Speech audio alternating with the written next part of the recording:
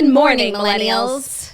Welcome back to the Toast and Happy Friday, gotta get down on Friday. Everybody's looking forward to the weekend, Friday. Jackson cleared on Friday. Hey, Jax. Hey, Claire, how you doing? Today's such a treat because you were supposed to be locked in LA, but you came home a day early, which meant that we could get back to business as usual here in our remote podcasting setup. So, hi. Yes. Hi. Yes. What a nice treat that we ended up. This week was very fluid, up in the air. And then we ended up starting the week together and ending the week together. We had great episodes in between, but I'm sorry. There's nothing like Jackson cleared remote setup. I have to say, that is definitely my favorite way to podcast. I prefer it to podcasting in person. Really? You prefer it to when I'm in New York or you're in Flamingos? Yes. Wow. I have a hot take, actually. I wonder why. I have a hot take. Okay, what's your take? I hate podcasting in Flamingos. Like, I feel like I do my worst work there. And I always look ugly. I feel like we always have a really fun episode because we have so many things to share because we've been doing like fun things down here. Same with when I'm in New York, but like we lead our own lives there. So it's like when you're here, like you're living with me, we just have like so many funny stories, like staying up late night, chit chat, watching stuff together. But the next time you maybe come to New York, you might be staying at my house too. That's true. So we might have that same energy that you don't like, apparently. Actually, yeah, maybe don't stay with me. No, I feel like I haven't even spoken about how I'm literally moving in like 5 days. That's how I like to move in this world. Like, you know, do things in the dark and they'll show in the light. Like, you don't need to tell everyone every step that you're taking, but then bam, okay. I'm in a new house. What's good counts. Bam. A fucking bullet rips off part of your head. Your brains are laying on the ground in little bloody pieces. Now I ask ya, would you give a fuck what kind of pants the son of a bitch you shot you was wearing? Let's talk about that. Sure. I mean, best movie ever, My Cousin Vinny. If you haven't seen it, finish watching The Toast. Finish watching The Toast because that's what you need to do today. We need your download. And then go watch My Cousin Vinny. It's probably one of the greatest monologues in cinematic history. And I'll, of course, recreate it, but then I do have a story for you. Okay. Imagine you're a deer. So here, should we just set it up? Yeah. What's her name in real life? Marissa Tomei. She's dating Vinny, my cousin. He's a lawyer, and he's going hunting with the legal team down in wherever the fuck they are, trying to get his cousin off of a murder case. Yeah. And he's trying to pick out his pants for the hunt. So he's asked, and Marissa Tomei at this point has just had enough with Vinny. Yeah, they're like living in a motel. Like they're from the north. They're like in the south in the sticks. She's not for this life. So he's like, what do you think of my pants? And she's just done, and she storms out of the bathroom and she says, imagine you're a deer. You prancing along, you get a little thirsty, you spot a little brook. You put your little deer lips down to the cool, clear water. And bam! A fucking bullet rips off part of your head. Your brains are laying on the ground in little bloody pieces. Now I ask ya, would you give a fuck what kind of pants the son of a bitch who shot you was wearing? Scene ends. Now, I want to say, like, for many, and this is something like it's time to be honest, you know? Mm-hmm. This is a monologue I have memorized and recited many times. At one point, like I definitely made it part of my personality. And I just want to say I have a very distinct memory of us as a family watching that movie and becoming obsessed with that monologue. And like, it was your thing. Claudia, and thank you. I literally stole it from you. And I'm like, I know the monologue. Like I made it my thing. I know that I did that, and I'm sorry. That and like, is it's my so nice because I would never have said it because I would sound fucking crazy. Like you would. If I said like the monologue was mine, I really identified with it, and I plucked it out from the movie, and like it really resonated with me. And I stole it, and I'm like, I know the monologue. Like I made it my I feel like for a while on like my Snapchat back in the day, I used to like do it all the time. Yeah, but I also feel like I can recognize that like you did it better than me. So like you take it nice. And you run with it. I feel like that happens a lot of times on the show. It's like I'll have like an idea or a thought that like I sort of whisper, and then you give it like a megaphone. And you know that's why we're such a great team. It takes both. You're the creator, and I'm the thief. No, I'm the creator, but you're the megaphone. Okay, yeah, I just wanted to I wanted mostly to let the audience, but more so I'm aware of. I'm so conscious. seen right now. Okay, that's good. That's good. I thought maybe you wouldn't know what I was talking about, but I have a vivid memory of it was you were obsessed with it and I stole it. Right. No, I've suppressed that over the years because it's just it was because no you're longer used to it. And it was just no longer mine and trying to make I would just sound fucking crazy. It's mine. So I just had to let it go. Yours. I had to let it go. I would never have said that on the show because I would have sounded nuts. Yeah, no, you can't steal a monologue. I invented the monologue. You did. Claudia, in this family. Thank you. You're welcome. This means a lot. Wow, I'm so glad that you knew what I was talking about. But also, I can recognize you do it better. You have the more, theatrical personality. I also just can't imagine you, with the sharp fucks, Yeah. You have to say, do it. No, not. Yeah. Come on. I mouthed it when you were doing it, so people, got the gist. Jackie, come on. Give us your best Oscar-winning performance. But you know I'm not an actress. This is why this isn't for me. That's why I was happy to let you take it. Really, Claudia. For sure. But you deserve your shining moment with the monologue that you wrote. So you go. No, we can all recognize. She's so shy. Do it. That it's just not going to be great. No, it's going to be amazing. What are you talking about? Come on. No. I'm shy. Come on. No. It's okay. It's yours. It's your thing. I don't want to step on your toes. No, but it's your thing. Come on. It's okay. The audience doesn't want to hear it again. Guys, drop a comment. Is there anything more annoying and upsetting than someone putting you on the spot to do something that you really don't want to do? Yes. I'll tell you what it is. Putting someone on the spot and they won't do it. On yesterday's episode, Heather McDonald was talking about how she loves to sing and I didn't know that about her. And I'm sing something for us. And I thought she was going to be no, she didn't miss a fucking beat. She started singing immediately and she has an amazing voice. Wow. Yeah, I didn't know that about her. You know what? I'm noticing a trend and I have a theory that's coming to me. I feel a lot of... By the way, I know exactly what you're going to say and I know exactly who made you think this. No, it's you and now saying Heather McDonald because I was going to say I feel a lot of podcasters and creators have actually a really nice voice and I think the person you're talking about is also Remy. Yes. A lot of influencers, creators, podcasters have a nice voice and I feel maybe they entered into public life because becoming a pop star wasn't happening for them. So it's they've had this voice their whole life that they thought maybe would make them a star and, it took them nowhere. So they've tried a different avenue and have achieved fame in that way. But it's not a coincidence that all of those people have a nice voice because they grew up always being the star of the show. Okay. Remy was a person I thought also, but I also recently saw a TikTok where Alex Cooper was singing and she had a good voice. I'm telling you, Claudia. No, it's my theory. I think... Okay, your theory is good too, but I also think there's an alternate side of the theory where it's maybe just having a decent voice is super common. How do you explain me? No, you're one of the outliers. I'm saying maybe having a good voice carrying isn't the exception. A tune isn't the exception. Maybe you're the exception. I would love to see percentages. How many people polls, let's do a poll. How many people have an amazing voice? How many people have a lovely voice, can carry a tune? And how many people have a bad voice like me? Right. It's so crazy to me that you can't even sing a song. I know. It's so sad because I'm such a musical person. Of course. And I imagine when you have children, so much I'm of singing their all early the time. years, are revolved around music. I do think that some of the children's lullaby songs are really easy to... I think I sound nice. Obviously, you guys heard when I sang Can't Help Falling in Love. That was a classic Jackie O hit. But You Are My Sunshine, it's just a couple notes. I don't think you can really fuck it up, even me. Now, I hate to be such a nitpicker and a control freak, but you know that the aesthetic of this show is my pride and joy. And your mic flag is upside down.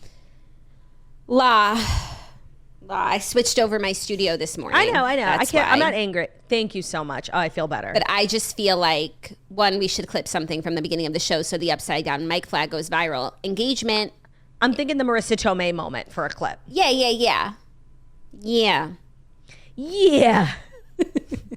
And also, do you know the conspiracy theory about Marissa Tomei and the Oscars? Run it by me. Okay, let me just look it up because do you know it? No. Damn, I wish I refilled my coffee this morning. Do you remember, of course, Moonlight, the whole La La Land kerfuffle? Yes.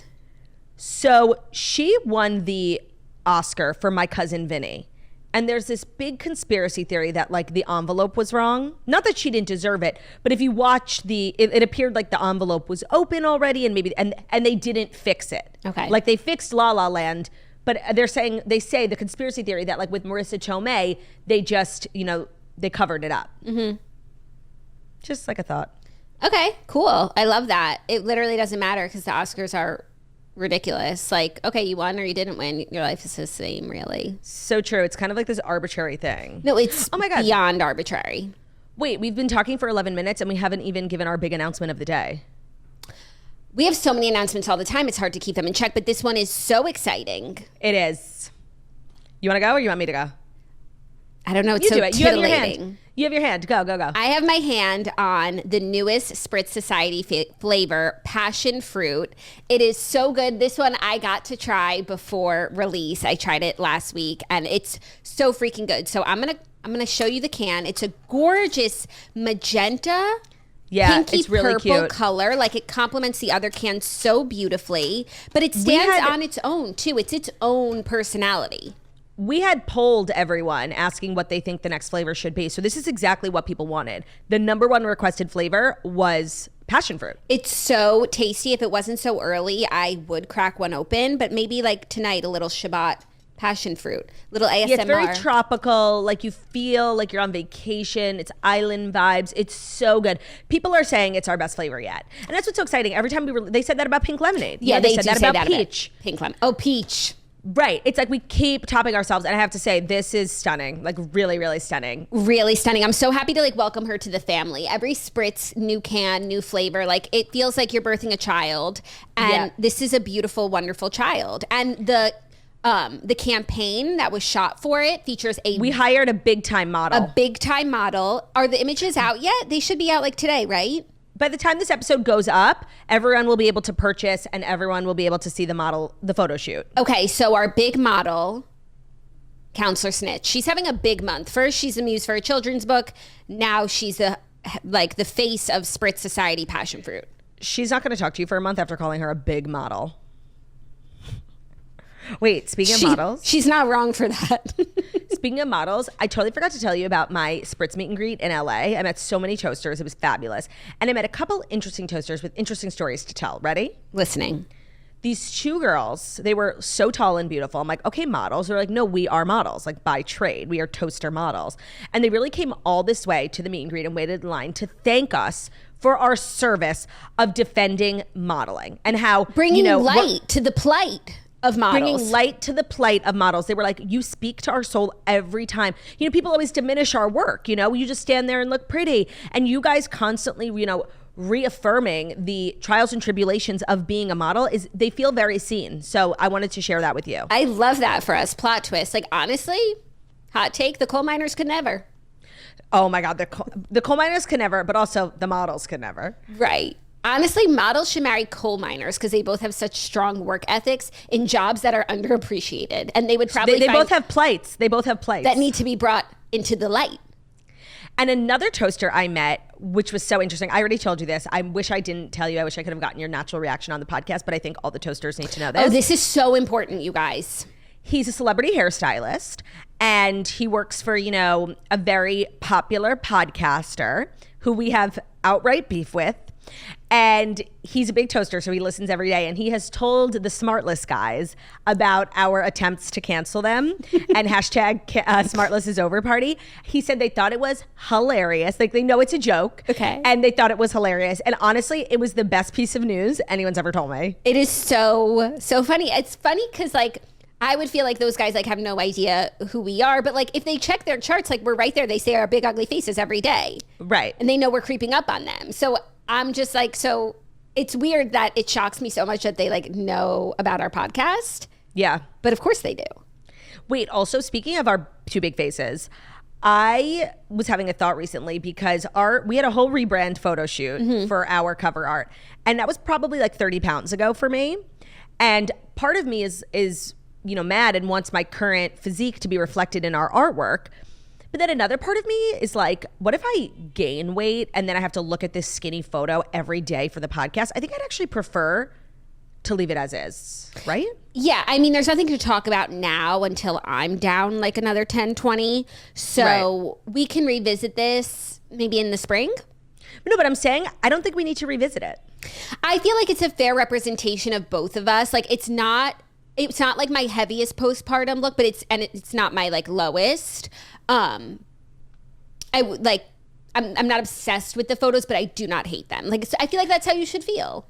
Yeah, no, I feel like you should be obsessed with the photos, honestly. Like it's every day.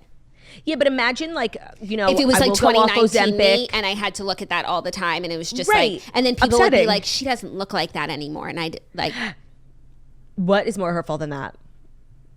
no, that like, I just like hurt my own feelings with that. Right. I brought it up to say, like, I think we should leave it, even though we weren't even talking about not leaving it. No, and we're not the kind of people that have like a photo shoot a year. Like we do one every 5 years. Like I'll talk to you in 2028. No, and we went so hard on that photo shoot. We spent so much money. Like it was a fancy ass photo shoot. We're leaving it. And I don't think we have evolved enough since that shoot to where like the concept would be any different than it was for that shoot. Like in 5 years, who knows what ideas we'll have for a photo shoot. But like right now I'd say, yeah, like pink blazers, sitting on the floor with a microphone. What else are we going to do? Champagne and cigars. Right.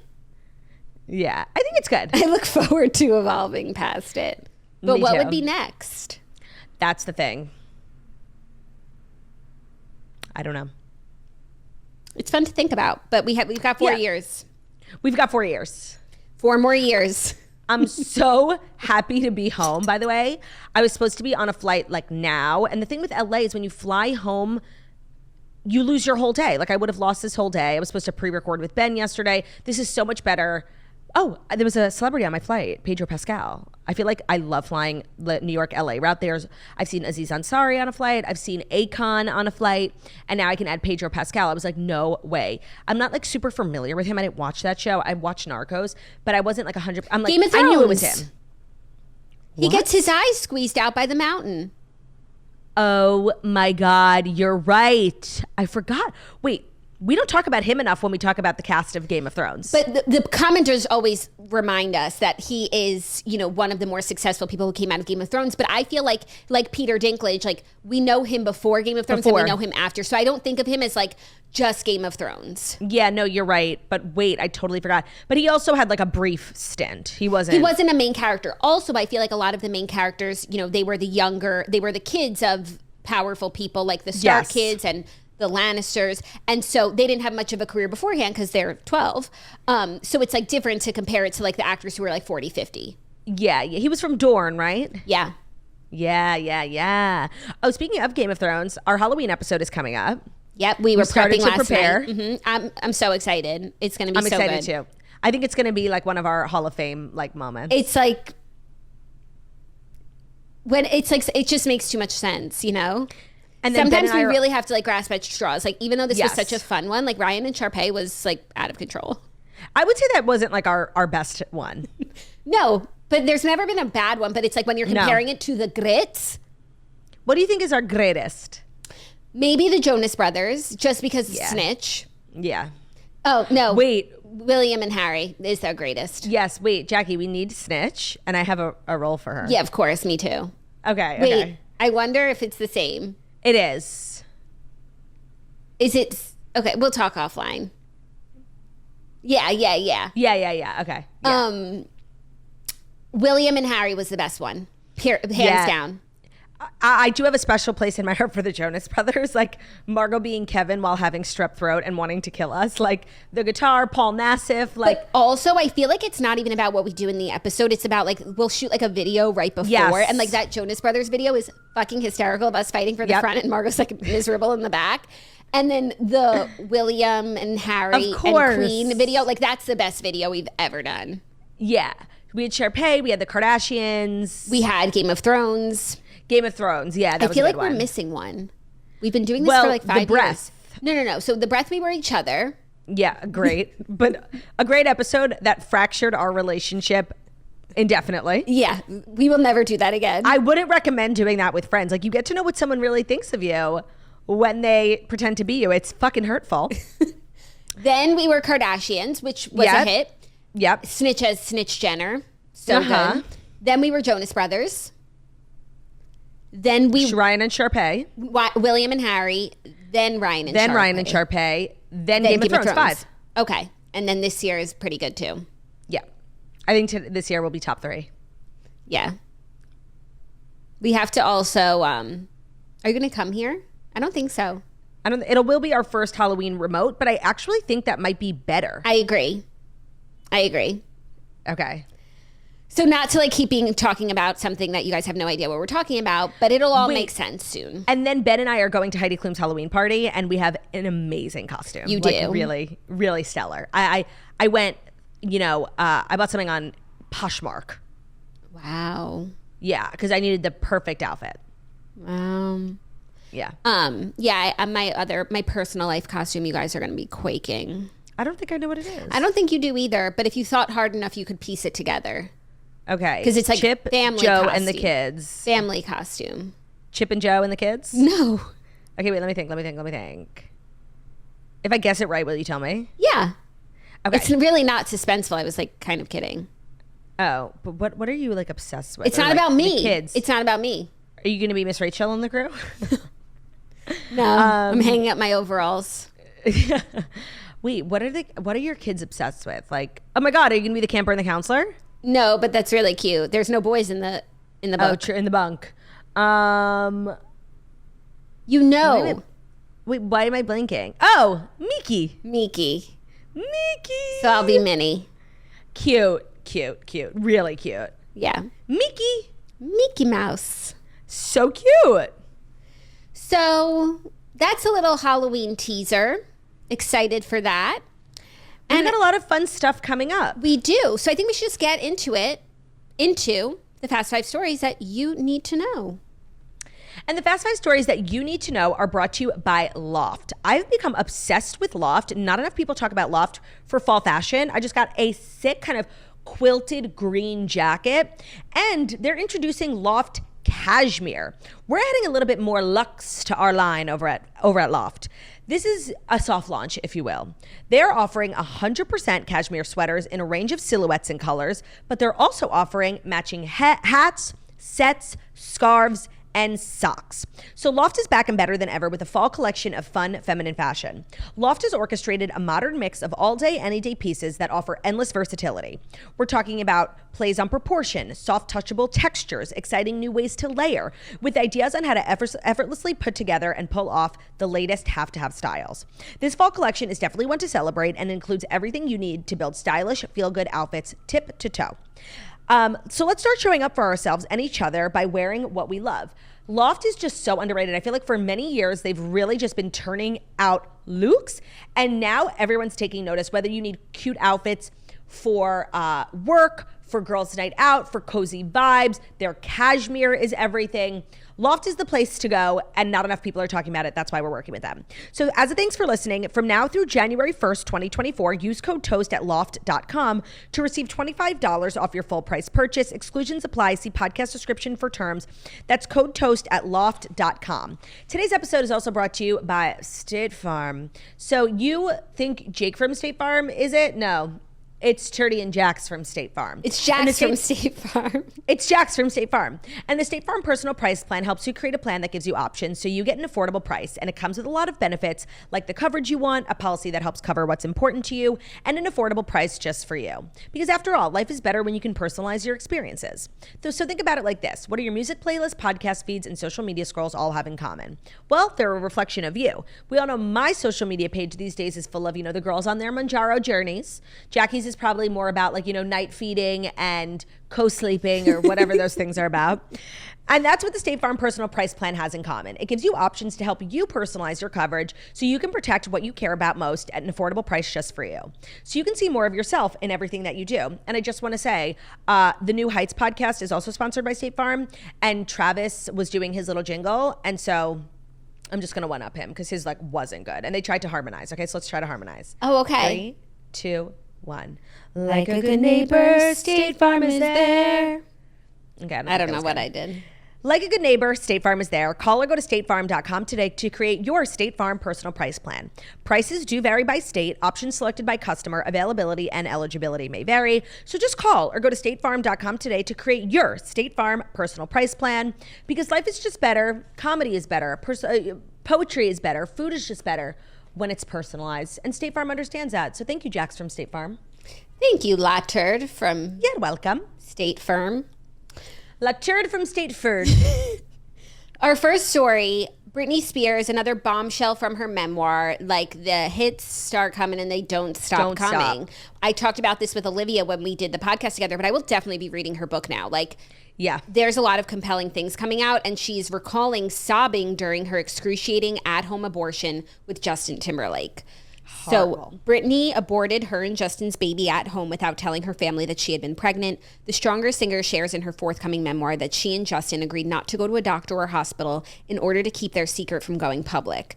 Quote, "It was important that no one find out about the pregnancy or the abortion, which meant doing everything at home," she wrote in her book. Spears, who was about 19 at the time, describes the physical pain of the medication abortion as excruciating. Terminating a pregnancy using pills causes, quote, "cramping and bleeding to empty your uterus," according to Planned Parenthood, which compares the process to an early miscarriage. She said, "I kept crying and sobbing until it was all over," she wrote in her book. "It took hours and I don't remember how it ended, but I do 20 years later remember the pain of it and the fear."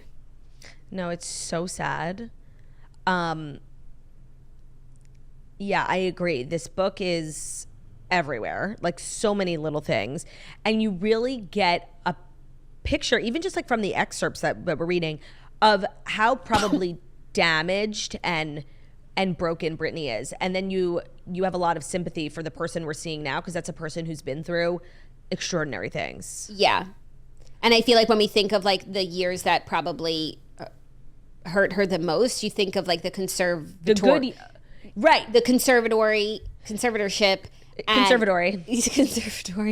and that period of time. And of course you like think about the fact that she was a child star and there are things that come along with that, but like I just feel like all of this is so compounded over the years. But by the time she finishes telling her story, it's like, how could anyone be okay? Yeah, it's really, really sad.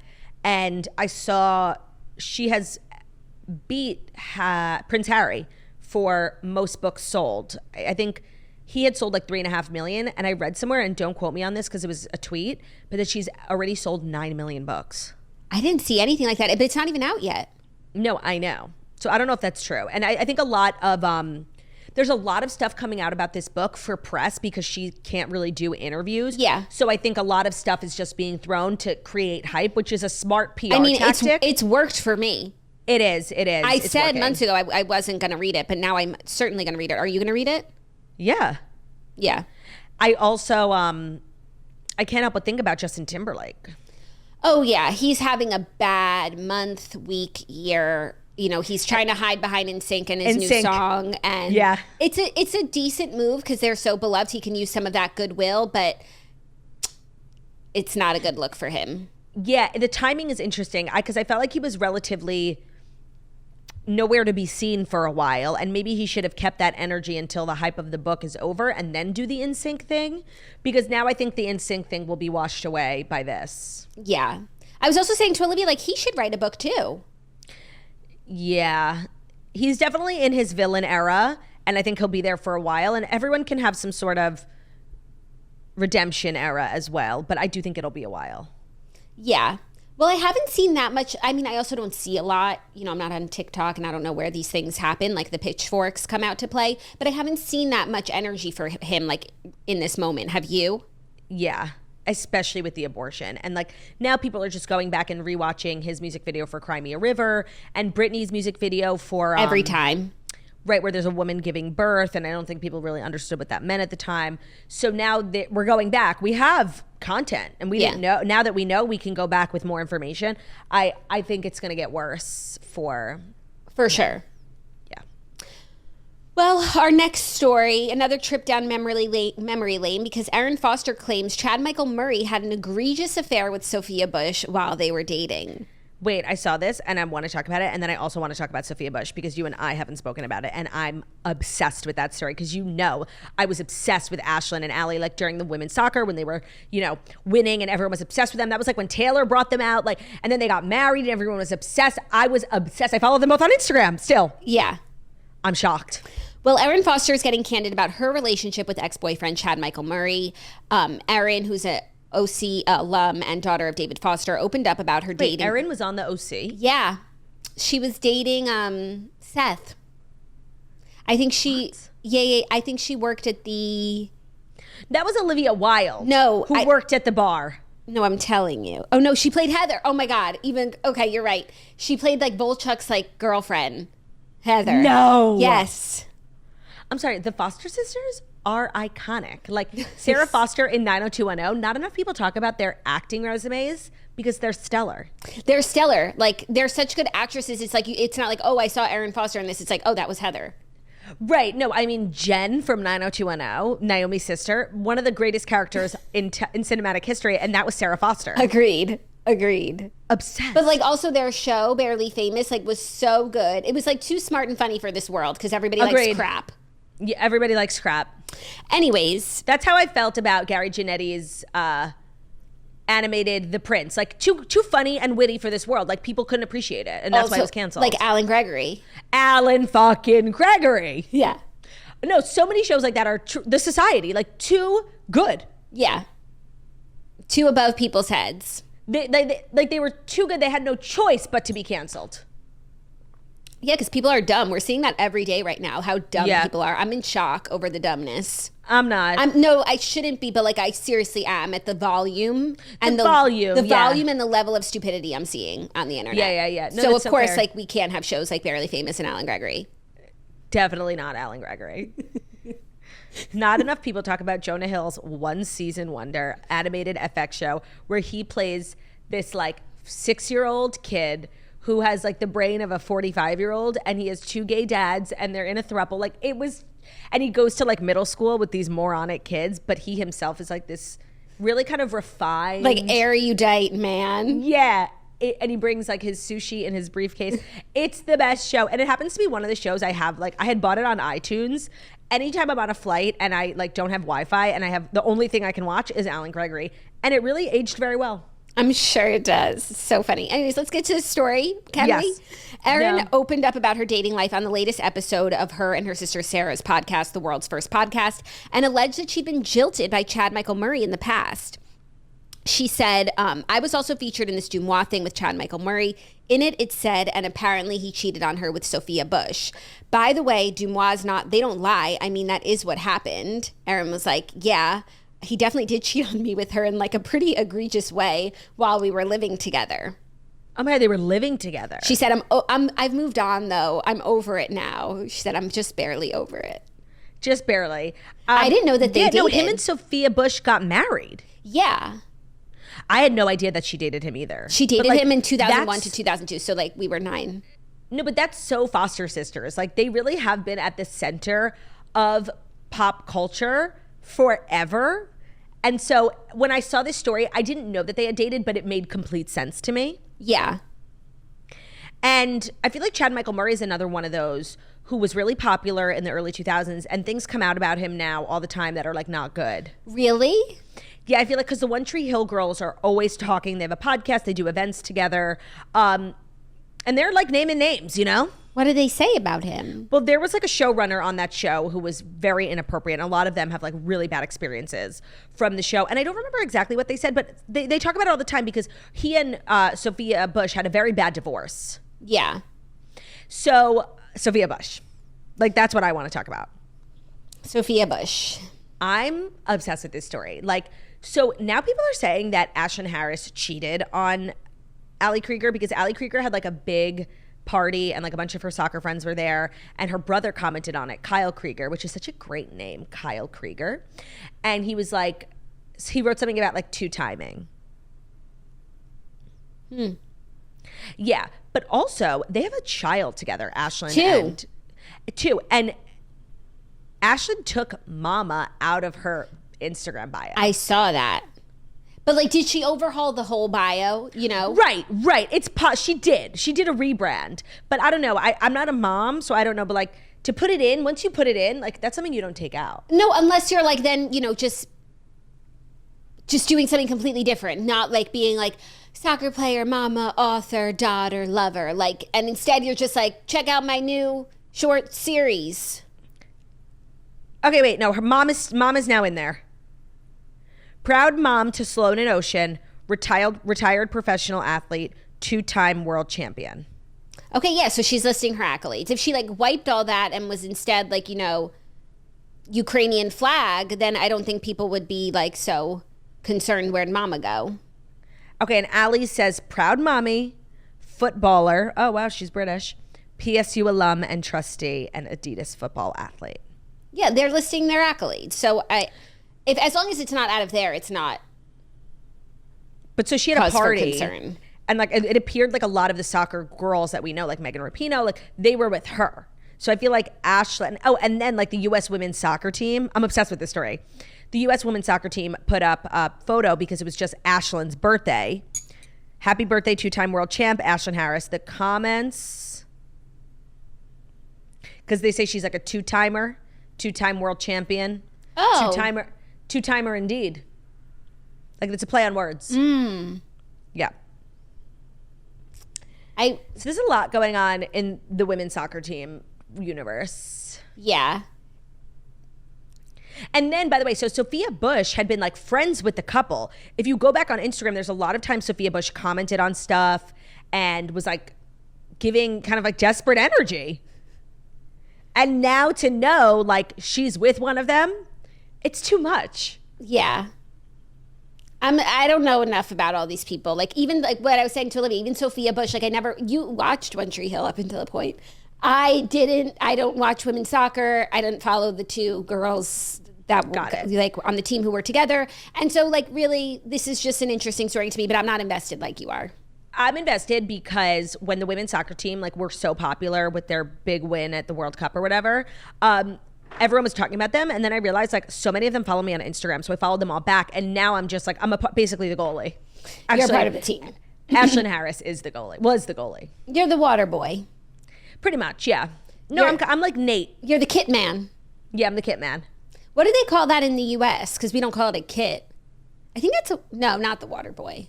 No, it's like the uniform person. I feel like, I don't know. Makes you think. They would give it like a nice name. It would be like, linen manager. Yeah. Sound off in the comments. Sports. I love sports. Literally. No, I really love sports. Everything I've been watching recently like ties back to sports. Sports are having such a moment. Like between football and Tailored and Beckham. And what was the other thing I just watched Kelce. Right, At Home with the Furies. Like all different types of sports are getting their moment for everyone. I know sports have been popular always, but like with a specific group. But now they're popular. Yeah, finally, sports are popular. No, when I tell you, like, I'm going to watch football tonight, like, oh, I'm making it chilly. When I tell you, last night I was scrolling on TV for something to watch, waiting for Southern Charm to come on, and I was looking for a football game, and it was not on. No, so I felt like football was on every night, but it's not. And actually, I have some notes for, like, the programming of the Football Society, but it's Friday night, Sunday night, and Monday night. And Sunday day and Monday night. But like there's a few games Friday and Monday, and then all of them are on at the same time on Sunday. Like space it out. Spread it out. I would watch it every night if I really would. Yeah, that way the husbands don't have to be with like their 4 screens. Yeah, all day Sunday. Yeah. Free idea. Just a note. Are you ready for our next story? Speaking of sports adjacent. Oh yeah. Taylor Swift, Selena Gomez, and friends get a bite to eat in LA during Connecticut pandemonium over Travis Kelce dining rumors. So that's a separate that was crazy. Story. Yeah. There was this fake news that they were in Connecticut when they were not. Instead, Selena and Taylor were in LA grabbing some sushi in West Hollywood with Zoe Kravitz and Kelly Sperry. What is the name of this sushi place? Sushi Park. Because like the photos... That's where we saw, it's the same restaurant where we saw Kylie and Jordan Woods reunite for the first time. Yeah. It appears to be in like a mall. It's like a strip mall. Yeah, it looks like not a fancy place, and every A-lister goes there. The sushi must be amazing. Yeah. You should have gone. Well, you don't even love sushi. Ben should have gone. Ben should have gone. What's it called again? Sushi Park. Sushi Park. Okay. It doesn't even sound fancy. Also, Blake Lively was there. Yeah, sorry. There was just a confusing worded sentence.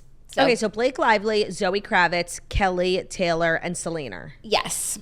So it's basically like Taylor's crew and Selena joined. Because Selena's not like part of the larger group. No, she's just like a bigger star who Taylor knows and is really, really close She's with. just like Taylor's like camp friend. Yeah, but like Kelly and Blake definitely know each other. Zoe and Blake definitely know. Like they're a crew in and of themselves. Got it. So Selena got the invite to hang out with the home friends. Yeah, no, it's literally camp friend. Got it. Okay, cute. Especially because I think Selena permanently resides in LA and Blake they live in like Toronto, right? No, they live upstate. In New York? Yeah. They live upstate? I don't know why I know that, but I do know that. Why did I think they lived in Canada? Because he's Canadian, Van City. No, they live in Canada, like I'm telling you. Why do you think they live upstate and where? I actually know the name of the town, but I'll just... Are you not going to say it? No, because I don't know how I know it, so I'm not going to say it. Where Blake Lively, Ryan Reynolds live. I'm going to get like flagged. Literally. Yeah, they live in New York. Okay, so yeah, Taylor, where would you say Taylor lives? She's kind of a citizen of the world. I don't know. Not Nashville. No, not Nashville. I would say either New York or LA. I think we just know when she's in New York because that's the nature of New York. So whereas she has a compound in LA, we've never seen her leaving her house in LA because Here's a good point of reference. Like during COVID, she quarantined in LA. So that's her house. That all the houses she had to coop up at, like that was the best one. That's her house. You think that's the best one? Well, it's probably the most private one. No, like for her. It's definitely the most private one because that's LA. But if you have homes in all these places, why would you choose to pay LA taxes if you can do Tennessee no income tax? Yeah, no, and she is a businesswoman. Let's me not forget. Maybe her permanent residence is in Tennessee and she just makes sure to spend 180 days there. Well, I know that she spent her reputation, off the grid time mostly in Nashville. Yeah. But I just feel like wherever you chose to go during COVID, like that's your primary home. Yeah. Well, people it also just makes me sad, where is her home? She's so rich and so famous and it looks so fabulous, but she's kind of untethered. Yeah, but people did spend COVID at their second homes if they had one. Also, where does Andrea Swift live? You're asking the wrong person. I actually don't know that, not to be a freak. I feel like she would choose her primary residence close to her mom. Also, we haven't seen her mom in a long time. She's been hanging out with Travis's mom. Yeah, but her mom goes to the shows and there's been no shows. Yes. Did you hear that on the toast yesterday? Heather McDonald really believes that this is like the end all be all for, she thinks that they're going to get married and be very traditional, get married and have kids. I hope that that's true. I've said from the beginning, I don't think that's the case whatsoever. But I feel like after watching Beckham, I see a path forward. They are. That's an interesting. They are the Beckham. Yes. The biggest star musically and the biggest star athletically. And the media pandemonium, we weren't really conscious for it. And it also was in another country. But the insane paparazzi, the insane stories every single day, can't escape it. You're right. They're parallel stories. Yeah. So after seeing that, it definitely made me think oh, this happens and it could be something real. And I hope that it is because it's just been fun for the whole family. And by the way, if we ever got a dinner with Travis, Taylor, Posh, and Beckham, I would die. Do you think? And I feel like it's not out of the realm of possibility. I feel like it is. Really? Yeah, but what you and Heather were talking about, pop culture predictions, calling them, I'm always wrong, I feel like. Yeah, no, but that's the part of this job. You say 55 things, they're all wrong except for one, and then you get lauded as some sort of genius because you got one right. Yeah. I feel like that. I think not enough people talk about that. I pretty much accurately predicted the name of Britney's memoir. I was going to say, not a girl, not yet a woman, and she chose another lyric from the same exact song. I'm just trying to find the woman in me. Like, you don't think so? No. But like not enough people talk about how we predicted Selena's song single. Yeah.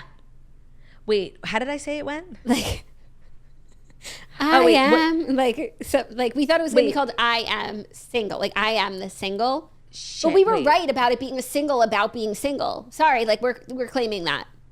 Wait, what how did I say it went? What was the caption of that? Like it was like I am single is what she said. So we thought it was going to be a single called I Am. No, I remember. I'm trying to remember the song lyric So that I wrote. Like, I am free. No, that was the chorus we eventually got to, but the original song. I'm too to dance with. Oh, I'm too good. I'm too good at being alone. Yeah, I'm too good at. I don't remember how I sang it. To dance with your heart. Yeah, whatever. I need to go back. Like that was. I need to just actually write that song. You do. She left it on the table. I like being alone too much to dance with your heart. I like being alone too much to dance with your heart. Obsessed. That was honestly better than that song Selena released. Yeah, I'll be single soon. I'll like cringe. It wasn't great. No. Are you ready for our next story? Is it the next story that's brought to you by L'Oreal? 'Tis. This episode of The Toast is brought to you by the new L'Oreal Paris Bright Reveal Dark Spot Serum and Broad Spectrum SPF 50 Daily Lotion. You have dark spots? Game over. I just spent so much time in the sun in LA. Like, I'm so conscious of dark spots. I've had them my whole life, and I didn't realize it was something that you could actually proactively do something about. And no more dark spots, thanks to L'Oreal. So if you've been spending a lot of time in the sun ever since summer ended, playing pickleball, and you've noticed more sunspots like I have, check out the L'Oreal Bright Reveal. So there's fabulous ingredients in this product like niacinamide, aminosulfonic, ferulic acid. The dark spot serum is fabulous. It'll visibly fade all types of dark spots up to 40%. So that's post-acne marks, age spots, sunspots. In a clinical study over 12 weeks, expert grading of dark spots, age and sunspots, and post-acne marks. So after 12 weeks, you can see up to 40% less visible post-acne marks, 43% less visible dark spots, and 49% more even tone. In 1 week, you can start fading your stubborn dark spots. L'Oreal is one of my favorite beauty brands. I just think everything they make is fabulous. And also the SPF 50 Daily UV Lotion. Wearing sunblock under your makeup is a non-negotiable. The older we get, I feel like we forgot in the beginning, and we're not forgetting anymore. So the Bright Reveal SPF 50 Daily UV Lotion is fabulous, and it can visibly reduce the appearance of dark spots and resist sun-induced signs of damaging. So discover the new Bright Reveal Dark Spot Duo. Visit Target online and in-store to buy yours today. That's Target online and in-store to buy the Duo today. Today's episode is also brought to you by Nine West. So Nine West is one of the world's most recognized brands. They define timeless feminine style, and they translate key trends into wearable, attainable styles. I feel like Nine West is one of those brands that we have known forever, and they have been good and solid and with us for years. And, you know, it's time to up your shoe game. Nine West makes shopping trends easier with their Need It Now edit, also known as the 9 Edit, that highlights key trends such as Western style boots, loafers, and more. So for the perfect going out shoe, shop their F collection. The F stands for fierce and feminine heels with a 3.8-inch stiletto. They are so comfortable, and they have collections of footwear. Obviously, that's what we know, but they also offer fabulous apparel, fabulous accessories. It's really just a fun brand. I think every year shoe trends it's really hard to keep up. So just go to Nine West and they got what you need. They're doing all the work for you. They have great edits on their website. Their shoes are really comfortable. They're really well made. They're really fabulous. And you can be bound for greatness as well. They are energizing a new Nine West with fashionable on brand and culturally relevant shoes that embrace sisterhood and inspire women everywhere to take on the world in style. So visit Nine West and use code TOAST at checkout. Their website is ninewest.com, and using code TOAST at checkout, you will get 15% off your first purchase. That's NINE West.com. Use code TOAST for 15% off your first order. Thank you, La. You're welcome. Our next story is pretty interesting. Vanity Fair is prepping a deeply reported probe into Bravo's relationship with Housewives stars. So Vanity Fair is preparing to publish a deeply reported probe into the complicated relationships between Bravo and its stars, Page Six has learned. Sources say a reporter for the famed magazine has been interviewing cast members and other sources around the Real Housewives franchise for some 6 months, and that the piece is slated to appear in the coming weeks.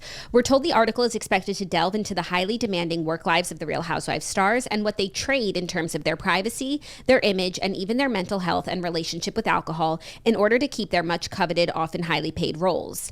The journalist is really going deep into what the women go through and what's expected of them as members of the cast and members of the Bravo family, said an insider. I think it's going to explain to a lot of fans that don't really see or understand about how it really works. We hear that given Vanity Fair's reputation for rigorous, wide-ranging reporting, there have been some nerves jangling at Bravo's HQ over the piece, but network insiders say execs are well used to the spotlight being pointed at the high-profile media firm and that nobody's sweating it. Sources say that during their interview, stars have been invited to reflect on what they have given up to appear on the show, whether it's been worth it, and how much control in retrospect they feel that they really had. Meanwhile, Page Six hears the piece also looks into Bravo's various protocols and guidelines for addressing the well-beings of its stars and to what degree they are affected.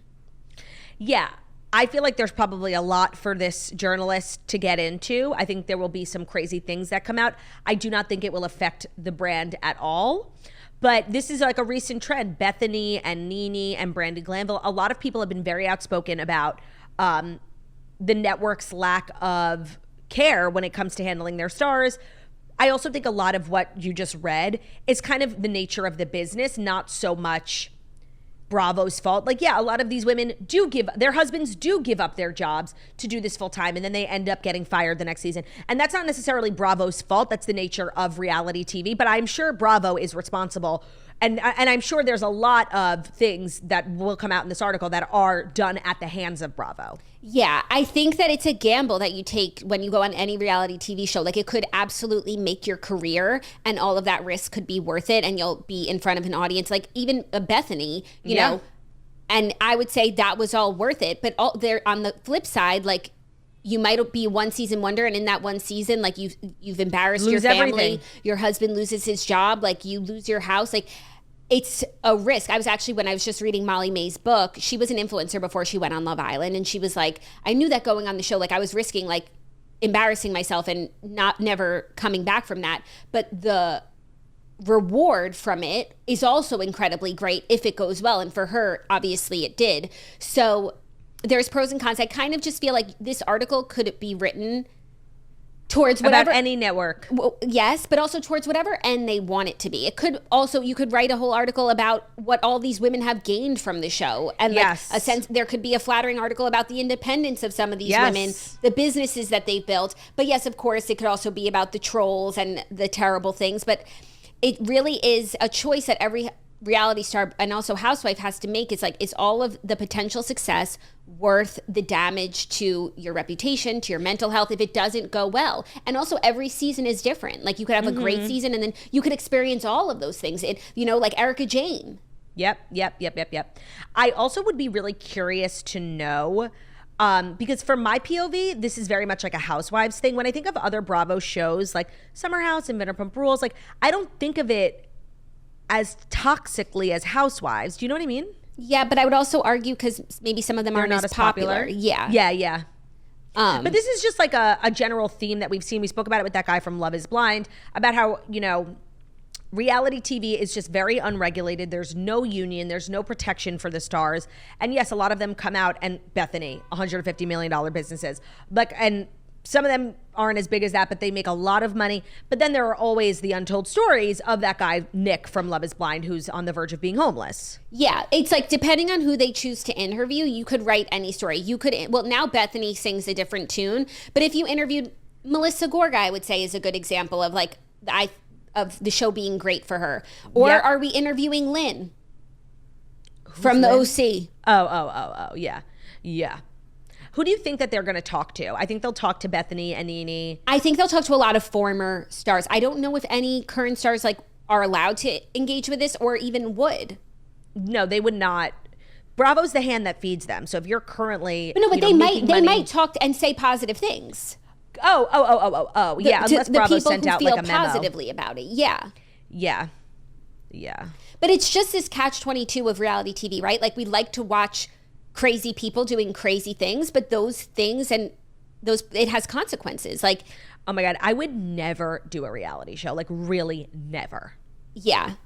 It's just not worth it. No, for me, like, I would look at the risks and the rewards and I would say, no, thank you. Yeah. But for other people, like, they would feel the opposite. And there are rewards and it pays off a lot of the time. Yeah. But you have to be prepared for if it doesn't. Yes. And that's why those are like the hardest stories when, you know, one season wonders who really thought that this was going to change their life, like buy bigger houses and their husbands quit their jobs. Like, that's irresponsible. Yeah. Well, there are people who like are actively irresponsible, but then there are people who like, you know, they do the show and it just doesn't pan out the way, like they didn't even make bad choices. It just like, they don't get a second season or, you know, the husband's company doesn't like him being on the show, fired. And it's like, I didn't even do anything. Right. Like the association. A lot of times their kids are asked to leave the schools. Yeah. I feel like this article won't be like that shocking for maybe like you or I or listeners of our show who are like so deep into like, you know, following so many housewives and like knowing their personal stories. But maybe for like a more passive, casual viewer, it won't be shocking. Shocking. That's a good point. So TBD on that. Everybody thinks that they know us. Are you ready for our fifth and final story? I really am. SAG-AFTRA is telling its members to not dress up as characters from struck companies for Halloween. And Mandy Moore is not fucking having it. Did you see what she posted on Instagram? No, what did she say? So this thing went viral, like, because I think a lot of people would dress up as Barbie and Ken. I think that's what inspired it. And SAG was like, just a reminder, it's considered crossing the picket line to dress up for Halloween as a character from a SAG film. And Mandy Moore posted it and was like, are you fucking serious? Like, can we get back to the table? A lot of people have sacrificed a lot of things. A lot of people are not working. And this is what you're reminding us about? Like, get back to work. We just lost. The execs just walked away. We're back at square one. Is this really what we should be focusing on right now? No, they're out of control. Insane. And you know what? When I was in LA, I was getting my makeup done, and she was telling me how the strike has really been really hard for her because she does a lot of celebrities, not on set, but to go to premieres and promotional events and interviews. And so that's just like another layer of people who are not protected by SAG and who have been severely impacted by the strike. And it's a long time now. And I agree with Mandy Moore. Like, seriously, this is a waste of your time. Yeah. Like, that's not moving the needle on the discussions. No. SAG-AFTRA released guidelines for members looking to celebrate Halloween this year while also staying in solidarity with the strike. That means union members can hang up their Oppenheimer pork pie hats and put away their Barbie pink. They said choose costumes inspired by generalized characters and figures, ghost, zombie, spider, etc. Everyone's showing up to Casamigos' Halloween party as a spider. Stop. The Guild also suggests actors, quote, don't post photos of costumes inspired by struck content to social media, as to not give the studios any additional publicity. As SAG-AFTRA fights for a better contract with AMPTP, striking actors are prohibited from doing press for struck shows and films. The Post encourages members to dress up as characters from non-struck content, like an animated TV show. Oh, I'm within the guidelines. Oh, am I? I'm not. Well, that turd is not. No, okay. A turd is crossed. So if you dress up as a struck character, whatever struck means, I'm just going to go with it. Are you a scab? Anyone dressed up as Barbie this year, scab? No, because you're not in the union. So all this time when people's calling us scab for like asking questions, I wasn't a scab? Actually, I don't know. Do you have to be in the union to be a scab? Yeah, exactly. Because no, you don't have to be. Because remember, we were saying the people who might like take a job. Yes. So anyone who dresses as Barbie this year is a scab. I'm just putting that out there. Wow. Also, our costumes this year are SAG compliant. They are. We are SAG compliant.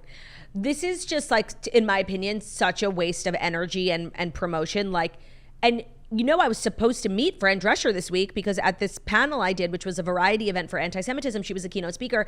And because of all the SAG drama, she's, you know, back negotiating, she was unable to attend. So I hope this isn't what she was working on. Like, come on.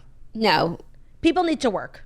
No, I just like miss the days when the SAG drama was like the biggest drama. You know, that's why I chose this story. Like I miss SAG.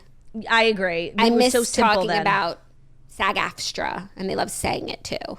And you say it weird. SAG-AFTRA? Yeah, you can't say it without adding an S after the F. No, watch me. SAG-AFTRA. Sounds wrong. SAG-AFTRA. That not only does that sound wrong, it is wrong. I just miss it. Bring me back. Yeah, I agree. To the simple times. The simple times when all we were arguing about was SAG-AFTRA. AFTRA. Well, thank you for that story. SAG-AFTRA-Zeneca. SAG-AFTRA. I love that. Take me back. Please. Take me back. That's our show. That's our week. Yeah. Hope everybody had a good week, has some nice, enjoyable plans for the weekend. Take some time for yourself. Recharge, renew, restore, rebirth. SAG-AFTRA. SAG-AFTRA strong, you guys. Thank you. Thank you guys so much for listening to the Toast Millennium Morning Show, where we deliver the fast 5 stories that you need to know every Monday through Friday on YouTube. So if you're watching this on YouTube, please don't forget to subscribe and give this video a thumbs up. We're also available as a podcast anywhere podcasts can be found. So it's Spotify, iTunes, Stitcher, Public Radio, iHeartRadio, Castbox, all the places. Visit podcast, find us at Toast, even faster, every better, beautiful setting, and wickedly talented we are. Hope you guys have an amazing day. Don't forget to get your copy of The Camper and the Counselor. Don't forget to get your copy. It's hard to find a copy these days, but they do exist. I have I've been updating my Instagram with places that you can get copies. You can get it on Amazon, Barnes & Noble, Books A Million. Shout out to Books A Million. I don't think they ever were out of stock. I think they go by BAM. BAM. Yeah, I think they rebranded. BAM. Yeah, a fucking bullet rips off part of your head. BAM. The Camper and the Counselor rips off part of your head. Which the Camper and the Counselor would never do. Also, people are loving the Camper and the Counselor. I've gotten so many messages about how like they're addicted. There's something addictive about the book. My theory, it's the colors. It's the animation, because it looks like, you know, a Disney show just like in a book format. So it's like, okay, not all kids want to choose to read a book over watching TV, but it kind of like fuses both. Yep. That's my theory as to why the kids love it. Theorize. I had a lot of theories today. I'm like the Pythagorean theorem.